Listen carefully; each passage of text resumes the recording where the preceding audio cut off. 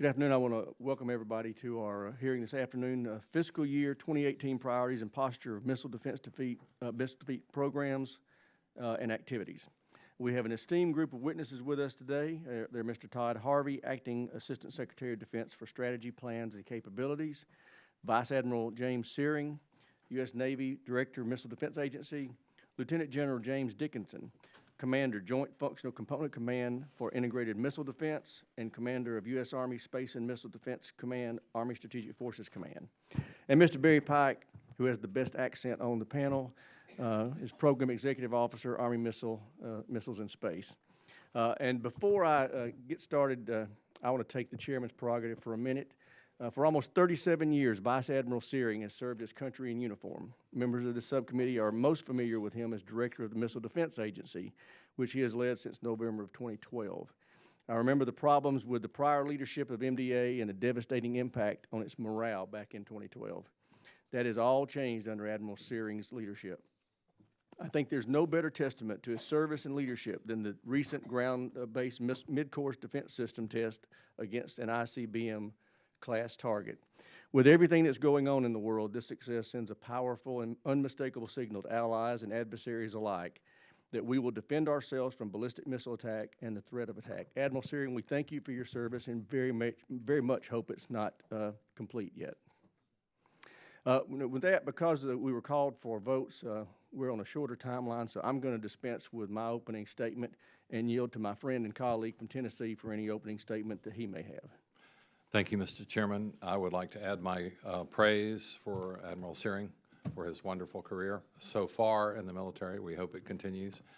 But I also want to ask unanimous consent to put my statement in the records so that we can get on with the hearing. Without objection, so ordered. All right, what I would ask, so we'll have time for questions and then also time to go into the classified section, is ask each witness to try to summarize their statement in 3 or 4 minutes if they could. The full statement would be admitted to the record without objection. First, we'll start with Mr. Todd Harvey. You're recognized for summary of your testimony. Thank you, sir. Chairman Rogers, Ranking Member Cooper, members of the subcommittee, thank you for the opportunity to testify on priorities and posture of missile defeat programs and activities and the Defense Department's continuing efforts to sustain and modernize our homeland missile defense capabilities so that we remain ahead of the threat while providing effective, integrated, interoperable regional missile defense capability. The U.S. homeland is currently protected by the ground-based mid-course defense system, GMD system. Improving the capacity, reliability, effectiveness of the GMD system is one of our highest priorities. The President's budget proposal for FY18 would fund the redesigned kill vehicle long-range discrimination radar, would help lay the groundwork for a new radar in Hawaii, would continue funding for advanced discrimination sensor technology and space-based kill assessment programs, remain on track to complete deployment of remaining interceptors in Alaska by the end of this year to bring the total to 44. We're also moving forward with efforts to bolster our defenses against advanced cruise missiles. From a regional standpoint, the President's FY 2018 budget request also continues the deployment of missile defenses tailored to threats in Europe, the Middle East, Asia-Pacific region. In Europe, we're continuing to implement the European Phased Adaptive Approach, EPAA, and working in close collaboration with our NATO allies to develop advanced network of sensors and interceptors. The President's budget request also supports the Aegis Ashore system that will be deployed in Poland in the 2018 timeframe. NATO allies have committed to spend more than $1 billion on NATO ballistic missile defense, command and control, and many of our allies are improving their national BMD capabilities. In Asia-Pacific, our force posture includes Aegis BMD capable ships along with Patriot batteries deployed in Japan and South Korea, and the recent deployment of THAAD to South Korea. We've also converted the THAAD battery deployment to Guam to permanent status in response to North Korean threats. We also maintain robust ballistic missile defense presence in the Middle East, including land and sea-based assets deployed in defense of our forward-located forces and those of our allies and partners. This is in addition to our efforts to build the capacity of those counterparts that will contribute to their ability to defend themselves. We must continue to look ahead, which means ensuring that our investment strategy and priorities balance the needs of addressing the most dangerous threats we confront today while positioning ourselves to respond to emerging threats over the next decade. On January 27th of this year, the President directed the Secretary of Defense to initiate a new ballistic missile defense review to identify measures to strengthen missile defense capabilities in the face of rapidly growing missile threats. The BMDR will be informed by the administration determination to develop state-of-the-art missile defense system to defend the homeland and our regional interest. We expect to complete the BMDR this fall, and it will complement the missile defeat report mandated by the FY 2017 NDAA. The Department of Defense continues to develop, procure, and field missile defense systems to protect vital U.S. national security interests. We are determined to stay ahead of the adversary's ballistic and cruise missile developments, seek capabilities to lower cost per intercept, and defeat emerging ballistic and cruise missile threats. Thank you for the opportunity to appear before you today. Look forward to your questions. I thank you. The chair now recognizes Admiral Syring. Mr. Chairman, Ranking Member Cooper, thank you for the opportunity to appear today. Sir, I'll submit my written statement for the record. In lieu of an opening statement, I request permission to play the video from the test last week. We would love to see that. And I will narrate as this goes, sir, since it's unnarrated, and I give the committee an idea of what was accomplished last week.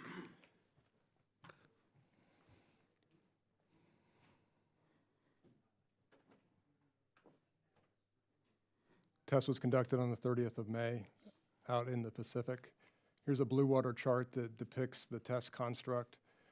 The ground-based interceptor was fired from Vandenberg Air Force Base. It was tracked by a Tippy-2 on Wake Island and the SBX in the Northwest Pacific, giving the interceptor solution to Vandenberg to intercept a target launched from the Kwajalein Atoll in the Marshall Islands.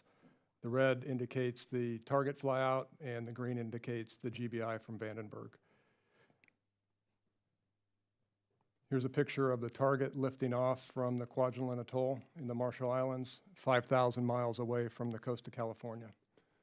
This is the longest range target that we've ever flown, the highest altitude, and the highest closing velocity for an intercept. And this intercept was done with countermeasures. Next, you'll see a picture of the ground-based interceptor launched from Vandenberg Air Force Base out of a test silo that is completely production representative of the actual silos at Vandenberg, but this is what we test out of. The GBI is production representative of the CE2 Block 1s that will be fielded to fill out the 44 GBIs by the end of this calendar year. What you'll see next is an onboard sensor view of the kill vehicle, which is separated from the GBI, and what the kill vehicle saw in space. This is actual live data from the test. What you see in red is the warhead from the target, and what you see in green is its tank that's flying alongside, because in space everything flies at the same velocity. And you see the kill vehicle focused on the red warhead and eventually dropping out the other debris in the scene. What you see next is the kill vehicle in acquisition and terminal, and that's an actual picture of the reentry vehicle that was destructed beyond recognition. What you'll see here is another infrared picture of the target booster and the target warhead, with the booster of the GBI flying by literally a second before the kill vehicle killed the target warhead. We had 4 or 5 different sensors strewn across the Pacific to validate what you just saw. That was not a simulation, that was actual live data played back from the test. With that, sir, I stand ready for your questions. Outstanding. Thank you very much. Lieutenant General Dickinson, you're recognized. Chairman Rogers, Ranking Member Cooper, and other distinguished members of the subcommittee, thank you for your continued support of our soldiers, civilians, and their families. This is my initial appearance before this subcommittee, and it is indeed an honor to testify before you today to discuss the importance of missile defense to our nation and the need to maintain these capabilities in the face of a threat, as we all know, that continues to grow in both capacity and capability. Today, I want to briefly summarize the missions of the organizations I represent. First, Space and Missile Defense Command, or SMDC, Army Forces Strategic Command, RSTRAT, which serve as a force provider in support of our combatant commanders. Our 6 lines of effort are to, number 1, protect the homeland, provide combat-ready space and missile defense professionals, plan, synchronize, and integrate global operations, produce or adopt leap-ahead concepts and technologies, preserve and account for the nation's critical resources, and promote and foster a positive command climate. Our 6 lines of effort apply not only to the missile defense, but also to Army space. The Army has more than 4,000 military and civilian space cadre that provide continuous space-based capabilities and support to the warfighter from 22 different locations and 11 different time zones around the world. Within SMDC RSTRAT, our Future Warfare Center and Technical Center develop space and missile defense concepts, requirements, and doctrine, provide training to the Army space cadre and missile defense operators, and executes space and missile defense research and development.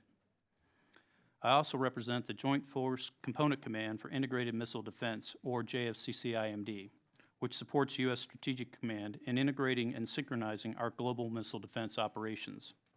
For example, today, we have approximately 300 full-time National Guard soldiers located in Colorado Springs, Colorado, Fort Greely, Alaska, and Vandenberg Air Force Base, California, who operate the ground-based missile defense system. It represents the nation's only defense against intercontinental ballistic missile attack. These trained and fully certified missile defense professionals execute a strategically important mission 24 hours a day, 7 days a week, 365 days a year. They refer to themselves as 300 soldiers protecting the 300 million.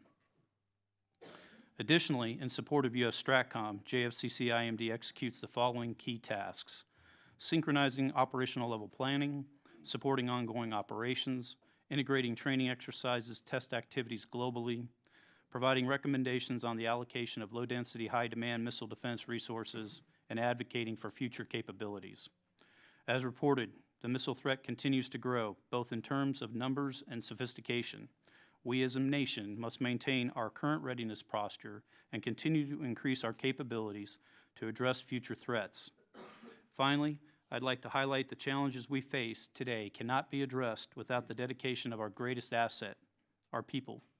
Service members, civilians, contractors, and their families, those stationed at home, as well as those globally deployed, provide support to the Army and joint warfighter each and every day. We remain committed to providing trained and ready soldiers, civilians, to operate and pursue advancements in space and missile defense capabilities for the nation.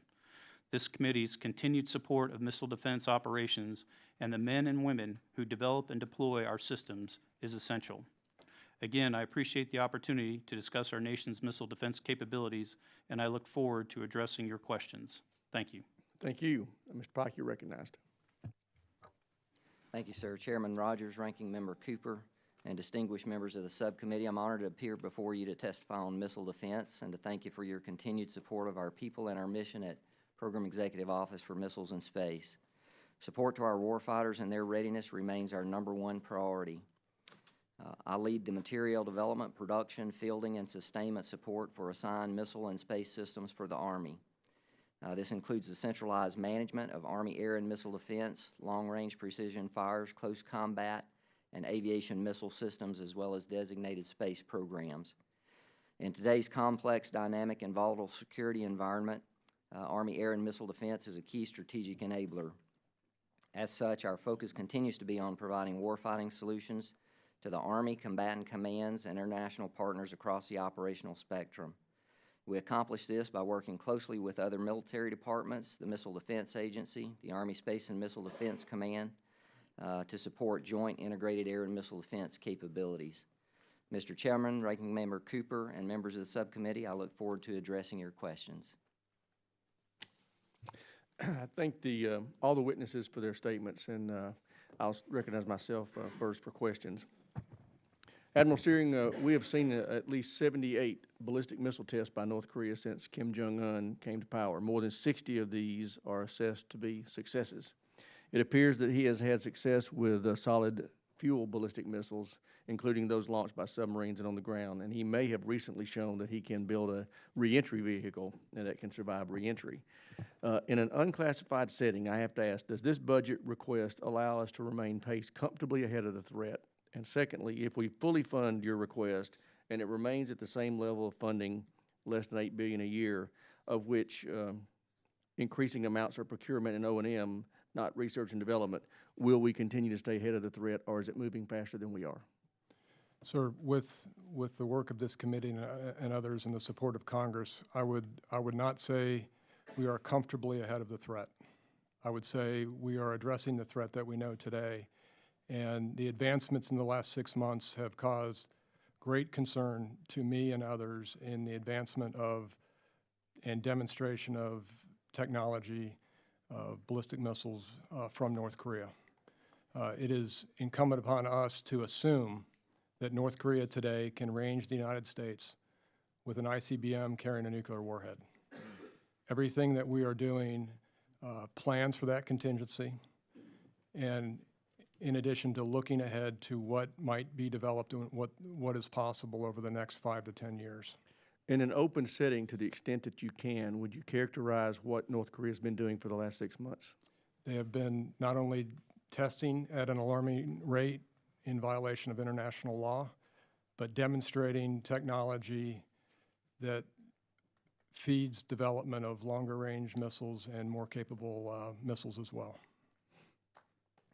Can you discuss your timeline for developing and deploying the LRDR? How long will the MDA take to do that, and from requirement finalization to deployment? From the specific requirement of when LRDR was developed, it was back in 2014, and we are under contract in late 2015, if I get the timeline correct. And we will IOC it to the warfighter in late 2020. Okay. With that, I will yield to the ranking member for his opening questions. Thank you, Mr. Chairman. In view of the lateness of the hearing and the large number of subcommittee members who are here, I would defer my questions for the classified portion of the hearing. Chair, now recognize the gentleman from Arizona, Mr. Franks, for 5 minutes. Well, thank you, Mr. Chairman. And Admiral Syring, everybody said it, but I just hope you know my name is on the list of those who honor and revere your commitment to this country and your service. Hunter's next. Admiral Syring, has MDA completed the inventory objective for both the SM-3-1B and the 2A? So there is not a stated inventory objective, but I know what the Navy is thinking it should be, and we are not close to that. When do you think this objective, or this, when do you think we could achieve that objective? At the production rate of, Mr. Franks, I'll plan for 40 to 50 a year. It'll be within the next 4 to 5 years. You know, sometimes it's important for us to understand how much oversight MDA receives in the executive branch and legislative branches. Sometimes it's an enormous burden on you, but I'd like to just ask you to detail how many meetings, how many RFIs, and how much paperwork is involved at MDA for these oversight processes. Can I give you a qualitative answer? Yes, sir. A lot. A lot. Sir, Yeah. we are under a tremendous amount of oversight and answer many questions from many different organizations on the development of missile defense technology and capability. Well, given that it's a lot, for all of this work, how many recommendations did GAO have in its FY18 report? There were 3 or 4, if you parse one. So I'll say 4 for the record. And how many of those were validated by DOD? We didn't agree with 3 of the 4. 3 of the 4. So how about the FY15 report? I'm not going to pursue this much longer. I don't recall any recommendations, specific recommendations from that report. So how much oversight would MDA have if we made the BMDS accountability report and the GAO mandate biannual and alternated when they were submitted? And how could the agency better focus on the mission if we did that? So I want to just start by saying that given the oversight responsibility, we have actually a constructive relationship with GAO, so I don't want to impugn GAO in any way, that we work closely with them. But to answer your question directly, I think a biannual report would be more than sufficient in terms of their oversight responsibility. Well, let me shift gears on you here.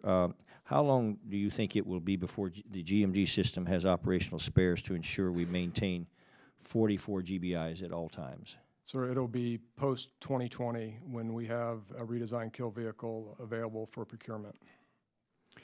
And I know you need to pull GBIs from the ground for the RKV recapitalization of the CE-1 interceptors. Is that correct? That's correct, sir. how can we ensure that we don't fall below that 44 GBIs in place in the calendar year 2018? Sir, in FY18, the department made a down payment on solving that problem with $150 million to go towards 2 silos and 6 boosters.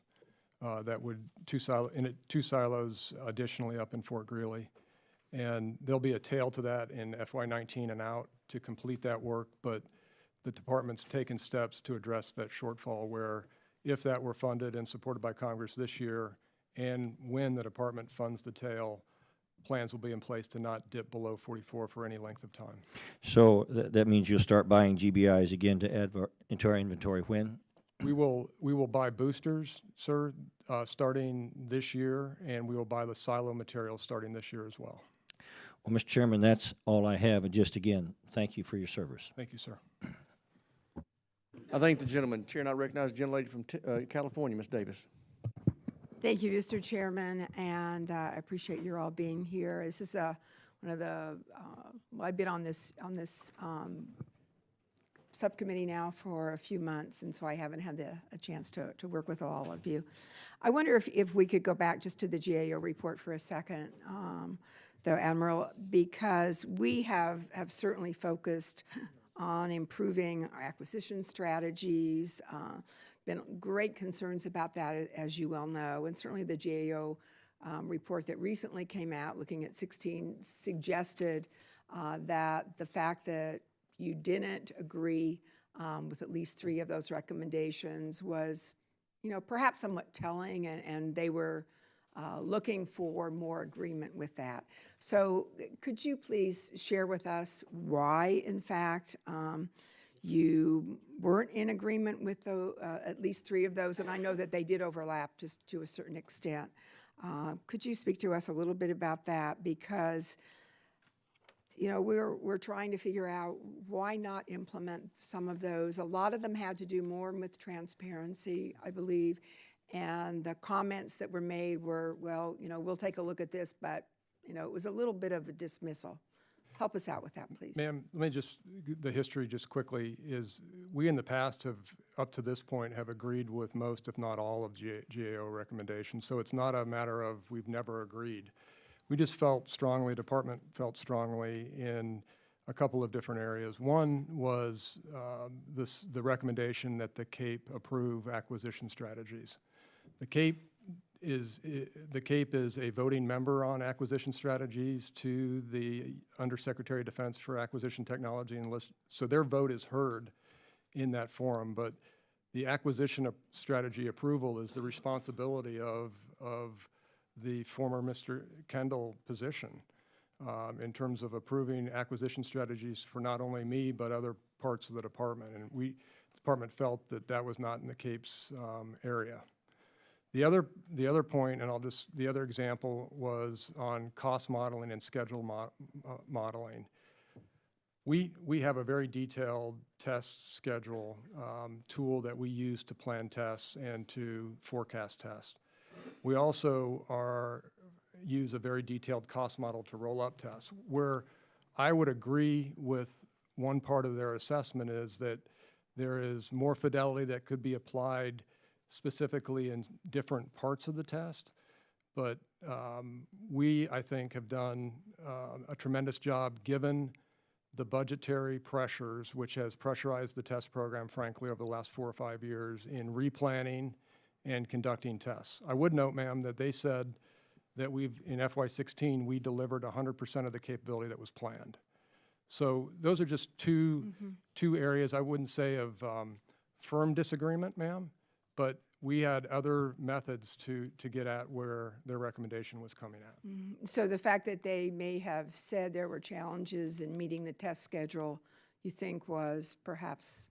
I recognize there's challenges every year in meeting the test schedule, and if there can be more fidelity applied to that process, we're certainly going to provide that. Thank you. I appreciate that. And while we celebrate the test that you shared with us, and I think we all really do feel good about that, I also know that it was somewhat perfect conditions, if you will. You might want to challenge that, but I think that it was under better conditions than perhaps we would face under a crisis. And so how do we really, I think, respond to the American people that are looking to see whether or not the dollars that are being spent under these endeavors compared to what we need to do in real-time deployment make sense?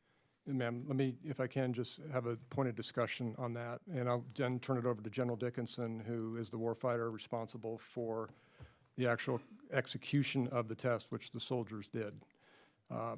We have to plan tests ahead of time. We have to announce tests ahead of time because of the air corridors that we go across. It was a 5,000-mile test, and we've got to clear the aircraft. We've got to clear the ships from the area, so there has to be a notification on when the test is going to be conducted. The scenario that we conducted was actually an exact replica of the scenario that this country would face if North Korea were to fire a ballistic missile against the United States. We have TPY-2 radars in Japan, we have a radar in Alaska, and we have a homeland defense system in Alaska as well. So what we did was move that scenario south and put a TPY-2 on Wake Island, a sea-based X-band radar northwest of Hawaii, and shot an interceptor out of Vandenberg, which just 1,000 or 2,000 miles south replicated what the warfighter would face in real time. The scenario was executed by warfighters on console, and the way the information flowed after the launch of the target is exactly the same way the information would flow upon a launch of a North Korean ballistic missile. It would be detected by the overhead sensors, pass it to the radars in Japan, pass it to the radar in Alaska, develop the weapons task plan to the interceptor in Alaska to shoot an interceptor to defeat that threat. I would actually argue the scenario that we conducted was maybe more operationally realistic than not. We only fired Finley's time's expired. we only fired one interceptor, and the warfighter in a real-world scenario would fire more than one. We are going to have to try to get a classified briefing in before we get called for votes again. I'm trying to keep everybody on schedule. Gentleman from California, Mr. Hunter's recognized. Thank you, Mr. Chairman. So let's go to Hawaii. And first, I think this is the existential threat that America faces right now, and you're dealing with it. You're doing God's work. So let's talk about Hawaii. Let's see. Does the program that you're talking about, you asked for $21 million for new Hawaii ballistic missile defense radar, medium-range discriminating radar, or the equivalent by 2021. Does what you're talking about, is that what you're going to have there as opposed to just the SBX? Yes, sir. Okay. Second question, have you looked at, and I know other people have, so specifically MDA, have you looked at using SM-3 Block 2s for Yes, the sir. North Korean missile threat? Yes, sir. We have done the analysis and looked at that extensively. We have not tested it yet. Can you speak to that now, or we have to wait till the next hearing? I can speak to it, sir. There is a inherent capability in the SM-32A to engage longer range threats in terms of what we believe the design space is. We have not tested against that longer range threat, but analysis indicates that that could add another layer of defense to Hawaii. In that video, where were you shooting at in the U.S.? Like, where was the target? Target was on Mek Island in the Kwajalein Atoll and in the Marshall Islands, and the interceptor was fired from Vandenberg in L.A. No, I'm saying, where were you aiming the fake ICBM at in the U.S.? It was going towards the West Coast. Towards like San Diego or Los Angeles or something? I won't say San Diego. Okay. How high would it, right. How high would it have to be for Alaska to pick that up and not the SBX? It would have, if you would have translated that scenario north, that scenario would have been picked up by the Alaska radar. If it would be like San Francisco or higher or something? Yes, sir, the construct that I described protects the entire continental United States. Gotcha. Okay, so let's go to the SBX. In 2020, it's going to have to go dry dock, right? Yes, sir. So you're talking about building an actual radar on Kauai, right? In the state of Hawaii. Okay. So not the Pacific Missile Range Facility? That is one option. We haven't decided on location. There are 6 or 7 different locations we're looking at. Does the Navy not want to do it at the Pacific Missile Range Facility? Sir, the Navy completely understands the need for the radar, and we're working closely with them on what operational restrictions would have to be in place at PMRF. But you basically have to have this done by 2020, We do. right? Okay, so I guess my next question is, if you do it anywhere in Hawaii, the Pacific Missile Range Facility excluded, are you going to have to go through an environmental impact study? Yes, potentially. Yes, sir. Through an actual environmental impact study? I'm from California. Okay, I mean, they Camp Pendleton was basically closed down to Marine Corps assault from the ocean because of fairy shrimp in the sand, where they did an assault and walked on the hardball around the actual beach. Then they could proceed with their assault. Do you think you have the right time frame in mind? If you have to do an EIS? The time frame with an EIS would be challenging Is there any way to get around doing an EIS? for reasons of national security. And then you would do an environmental assessment? Correct. And that comes from OSD?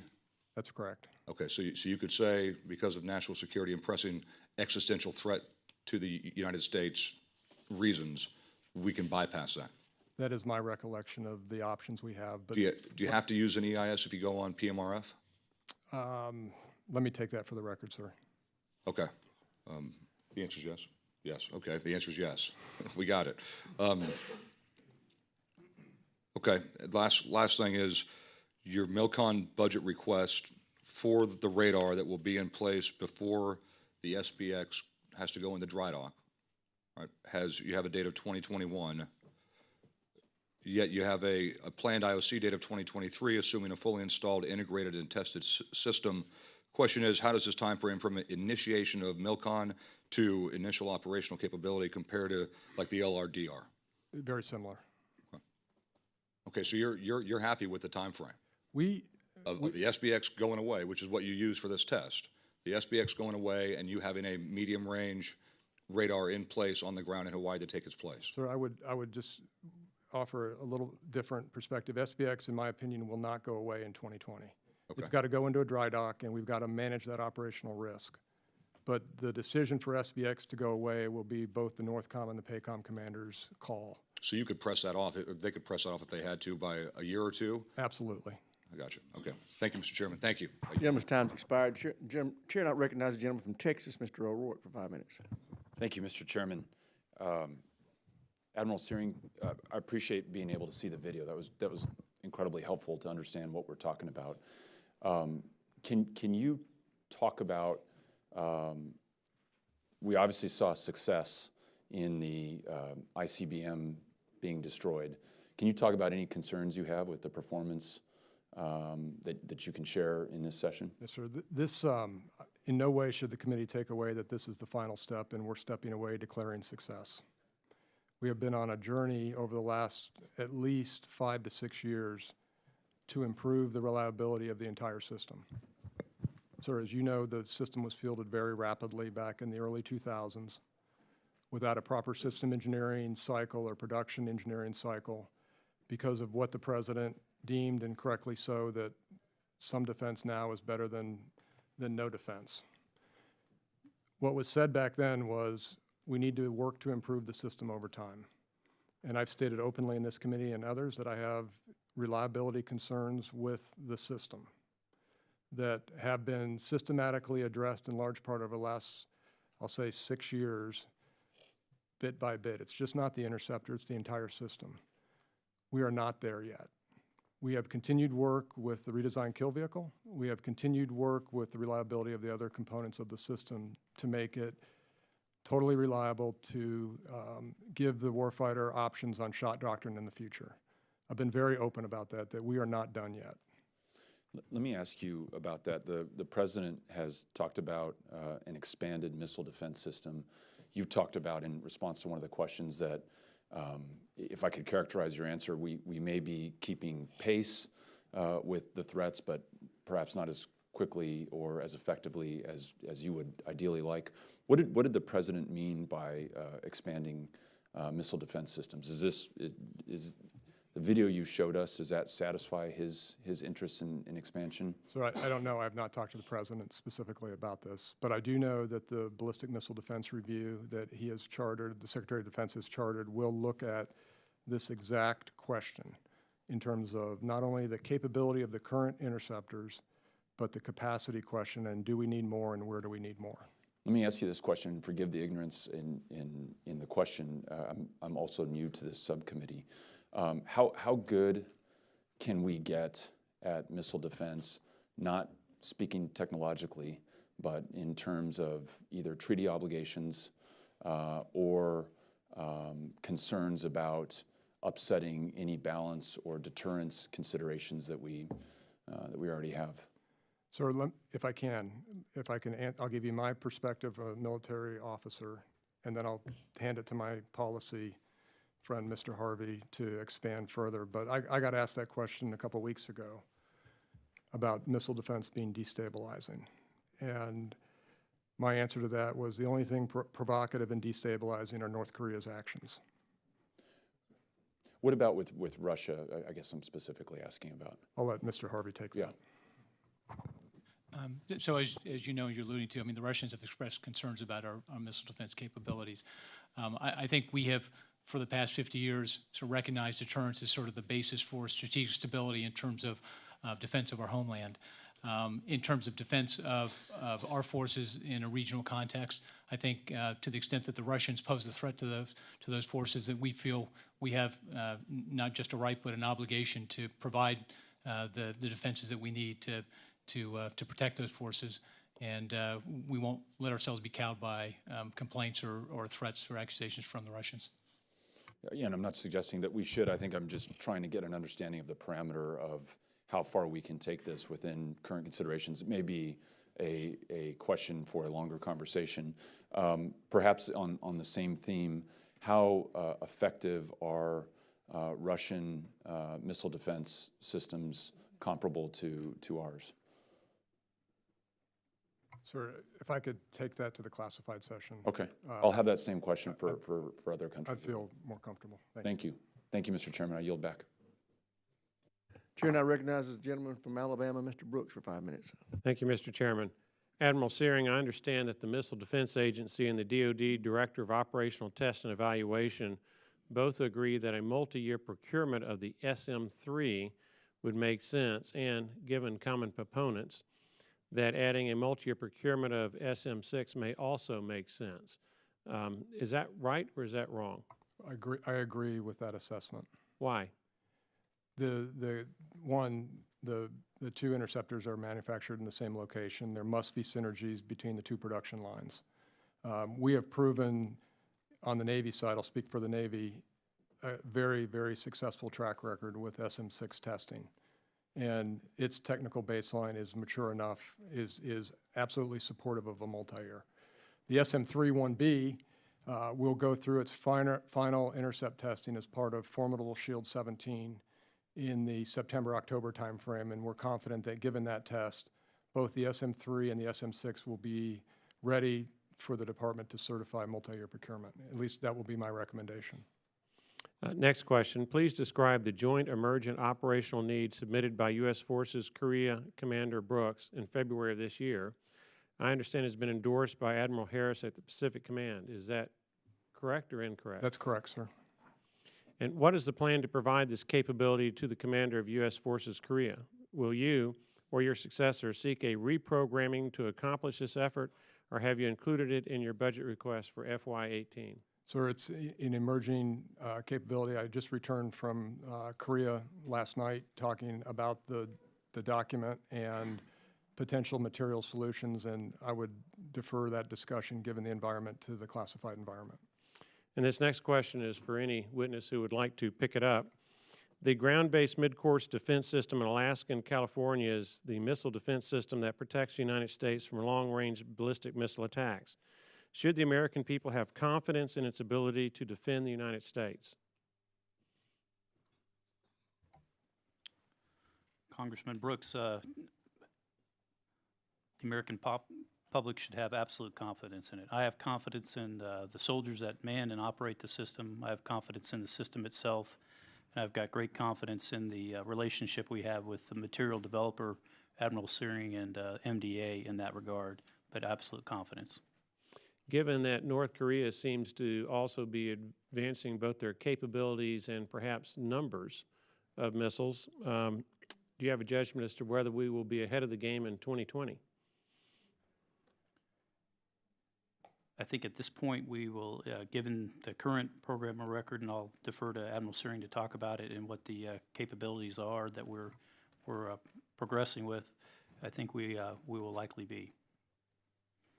Sir, I would answer and add that everything that this committee has supported over the last 4 years has been targeted towards a near term, which is now part of the program record and fielded set of capabilities, a midterm and a far term capability, midterm defined by 2020. Everything that we are working on and fielding is to stay ahead of the threat by 2020. Today we're ahead. We need to stay ahead. Where I just want to put one caveat in is on capacity. And certainly the censoring and discrimination work that we've done to improve the capability of the system is on a trajectory and in large part fielded. Where we need to be prudent and constantly vigilant on is what is the capacity increase that we can expect from North Korea, and what is our capacity needed to meet that threat.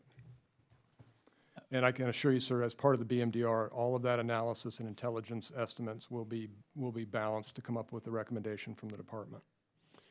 Well, it seems that we have protection with our facilities in Alaska and California. Do you have a judgment as to whether we need similar facilities or capabilities on the East Coast? So that'll be part of the department's assessment over the next 180 days.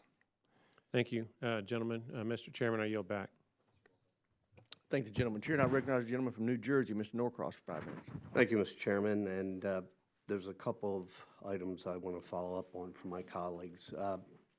The SM-3 missile, been tested considerably, but it had a few issues not too long ago. And then I understand we got out of the penalty box and it's now tested. Do you have any concerns about the reliability? No, sir, none whatsoever. So if we were able to identify additional resources, would you support or do you need additional missiles, and by what year? Sir, I'll give you the answer. The President's budget was the best balance of resources at the time at the top line, but the answer to the multi-year question from Mr. Brooks is that my testimony is that the technical baseline for the SM-3 is stable and ready for multi-year procurement and additional procurement quantities if required. So you're comfortable with the time frame that has been laid out? Yes, sir. This will be, once again, a BMDR, but department decision for FY19, but it will be my strong recommendation that it is ready for a multi-year procurement. I mean, we certainly understand what happens today doesn't necessarily keep us from changing tomorrow. And the dry docking of the SBX, my understanding, we always have opportunities to extend this out. Is a 2-year time frame comfortable, or can we go beyond that in the event that other technical issues pop up? Sir, we can work with the operators and the Military Sealift Command in terms of what risks they're willing to accept, and we will do underwater hull surveys and everything else to assess the life of, basically how is the vessel doing. There can be ways to not only take risk on when that dry dock appears or is conducted with periodic maintenance that can be done during the import periods short of a full dry dock. Do you have the resources available to you to extend that out? Because I'd rather have the extension and not use it. So that would be in 2020 and beyond, and certainly well before then we will factor that into the President's budget request if required. It'll be based on how the Hawaii radar is progressing, the fielding of the Alaska radar, and I can assure you that won't be my decision. It'll be the combatant commanders' decisions. And I'll reserve the rest for a closed session. I yield back. Thank the gentleman. Chair, and I recognize the gentleman from Colorado, Mr. Lamborn, for 5 minutes. Thank you, Mr. Chairman. And Admiral Syring, I want to thank you for your service to our country and your great work at MDA. My honor. You'll be missed, but Thank you for what you've done. The kinetic kill test result that you showed us earlier is both wonderful and gratifying, and I really was happy to see it. Now, looking forward to the future, for future progress in boost phase kill, I think we have to look at directed energy. And MDA in the last few years has made some modest but steady investments in directed energy. Now, as the missile threats to our country grow and as the geopolitical situation evolves, and there are some dangers out there, I really see that we need to be stepping up our directed energy investments. But I'm dismayed when I look at this budget that we're cutting $50 million in this year's request for directed energy research and development. So how do we square that with the needs that are and threats that are out there? Sir, the premise of the budget submission at the department level with directed energy was to pool directed energy funding across the department towards common solutions and common maturation of technology. That's why we saw a reduction in the MDA budget. That said, we owe the plan to not just the department, but we owe the plan to the Congress on how are we going to do that to continue the development of directed energy. I agree with you 100% that boost phase defense and directed energy should be pursued vigorously and without delay. And I assure you, as part of the BMDR, the department will look at directed energy in depth for missile defense and assess that recommendation. Okay.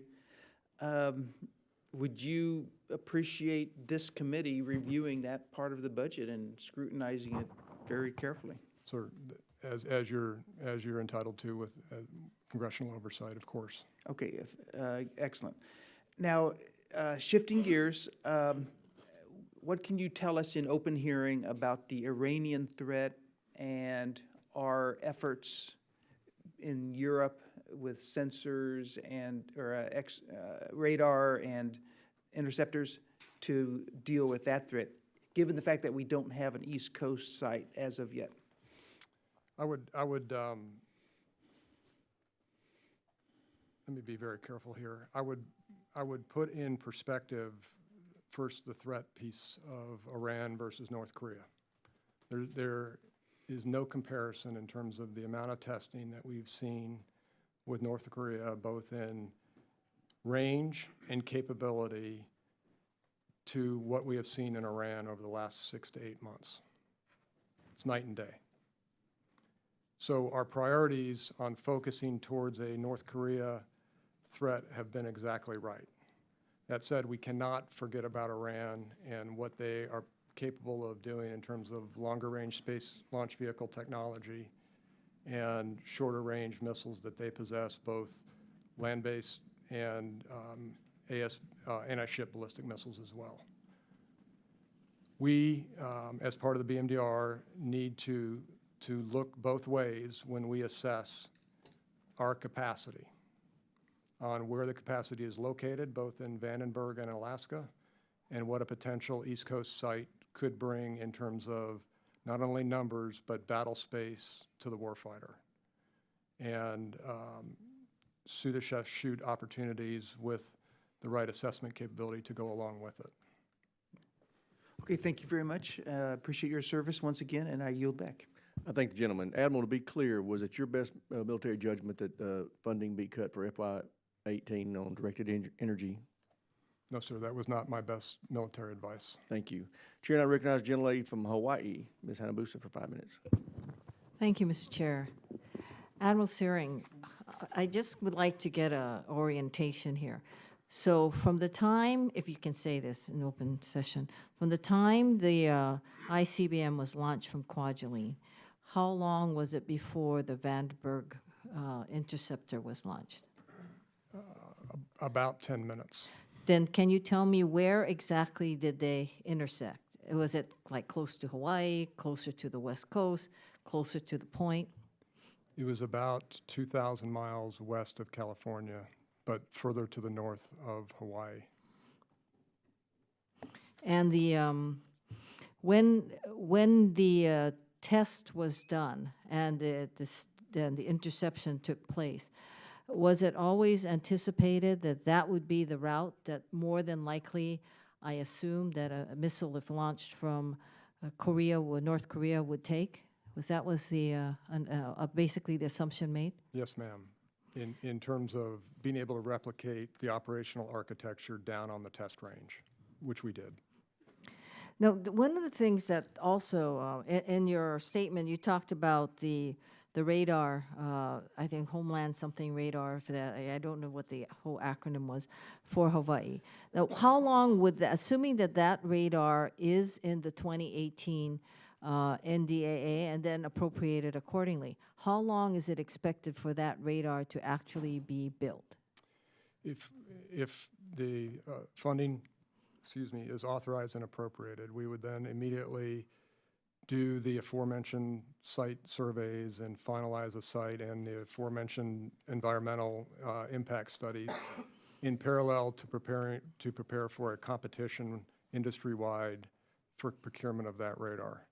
And to answer your question, we were counting on 2 years for that to happen.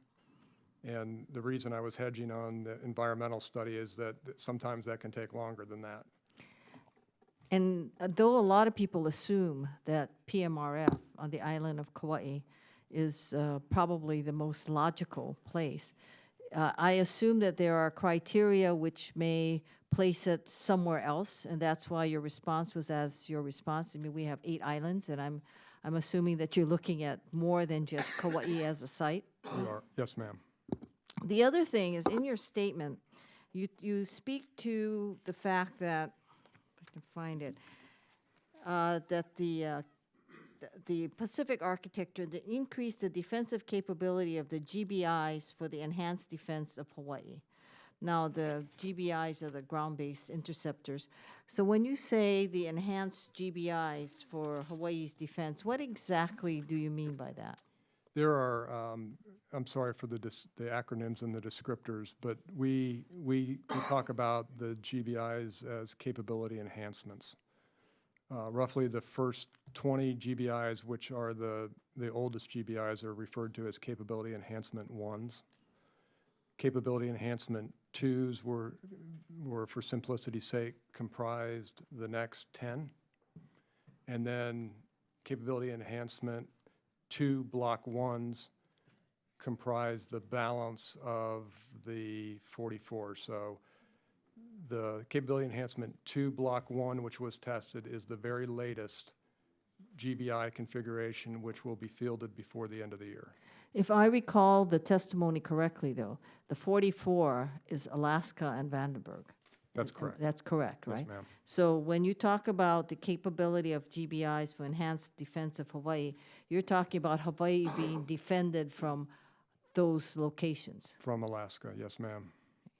And I think that's one of the things that people don't seem to realize, is that some people are under the impression, and if you can respond, I'd appreciate it, that somehow Kauai is the best vantage point to really protect the Hawaiian Islands.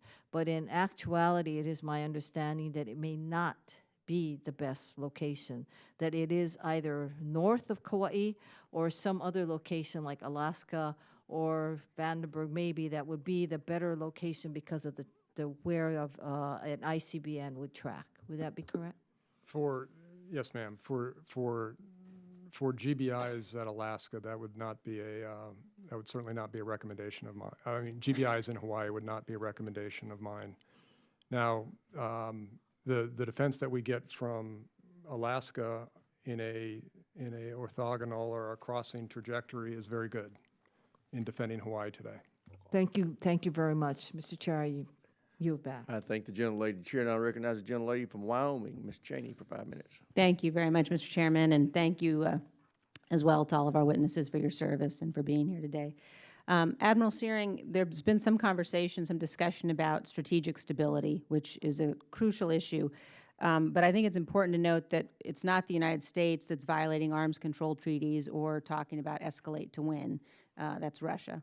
And isn't it also the case that we are not building missile defenses to counter Russia's strategic or theater nuclear capabilities? That's correct, ma'am. But isn't Russia, in fact, doing that to us, basically? Russia, isn't it in fact the case that Russia's got several dozen nuclear-armed interceptors in their missile defense portfolio? Yes, ma'am.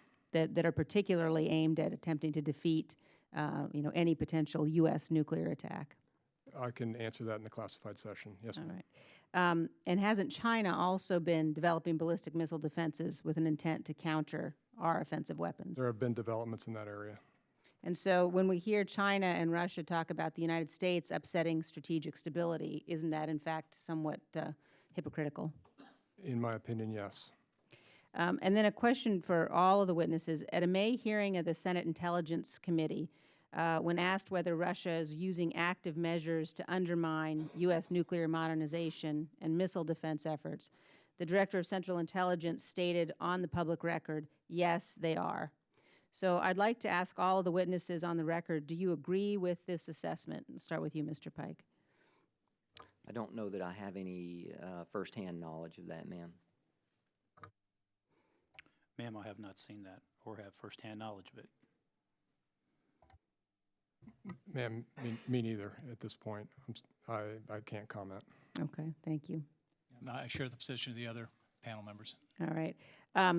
In the event that the Director of Central Intelligence is accurate and is correct in his assessment, wouldn't it be the case that you would agree this is not something that we could let stand, that we can't allow the Russians to undermine our defense programs? Absolutely. Yes, ma'am. Yes. Thank you. Thank you very much. Mr. Chairman, I yield back. Thank the gentlelady. Chair, and I recognize the gentleman from Colorado, Mr. Kaufman. Thank you, Mr. Chairman. One question I have is that this successful test that we just did, in your view, in whoever would like to answer this, what impact do you think it has on the North Korean regime in terms of the development of their program? Does it send them a clear signal about the intent of the U.S., United States, in order to defeat their capability? I don't think we can rely on sort of the rational reaction of Kim Jong-un to the North Korean regime. That's why I think we need to continue to make improvements to our GMD system so that we can provide protection and not give him or his regime an opening to exploit weakness and use that to his advantage. I would just add that I think it validates that if called upon, the warfighter called upon to operate the system in a real-world scenario, that I have confidence that they would do that entirely. And what message it sends to North Korea, I have no idea. But I know what message it sends to the American people, and that we can defend them 24 hours a day, 7 days a week. I agree with that statement in terms of the demonstration that we have the warfighters that are prepared and trained to do that 24/7, 365. And I can't speak for what his reaction would be, but it clearly does demonstrate that we have the capability. Okay. Can you, in this open session, can you say anything about the work that we're doing with Israel in terms of missile defense? I think that there's some talk about doing a joint test on the Arrow system. Yes, sir. We're close partners with Israel on development of their systems, system engineering in particular, and testing support also. And been intimately involved with them on David Sling and Arrow, the more recent version of Arrow 3. And frankly, that interceptor is now up into the exo-atmosphere, and it has significant range constraints within the Mediterranean. And one of the better places to test is in Alaska from Kodiak, and we plan to do that next year. Okay, so the Arrow 3 is designed to defeat the over-the-horizon capability of the Iranians. Am I correct in that? Sir, it designed to defeat the exoatmospheric ballistic missile threat from Iran. Okay, and where are we at in terms of the deployment of that system? It is in testing, and I don't have the specific IOC thinking from the Israelis, but I can get to you that. I can get that to you for the record. Okay, thank you. Then what is that? Can you basically state what China's concern is with the deployment of the THAAD system in South Korea? Sir, I'd like to, if I can, Sure. Relay that to my policy Mr. Harvey? peer. I think they've expressed a concern about the ability of the radar system to track any missiles that might be launched from China. And what that says or what that exposes in terms of vulnerability of their systems. So I think that's a concern. Thank you. Thank you, Mr. Chairman. I yield back. Thank you, gentlemen. Before we move to the classified portion, I want to touch one topic. Admiral Syring, can you explain why we're building Aegis ashore sites in Poland and Romania that do not meet the same requirements for housing of our sailors? As you know, because I met you at the Poland site when I led a co-dealer a couple months ago, in the Polish site, which is coming out of the ground, the sailors would be housed 4 to a room, whereas in the Romanian site, which we've just completed, it's 2 to a room. And by the way, that site turned out wonderfully. It really is first class. Who made this decision and why? Sir, the timeline that I understand is that former CNO directed that the site be fully capable but austere in its construction and nature for housing. And they didn't have a definition of austere at the time when the budget was submitted for Romania.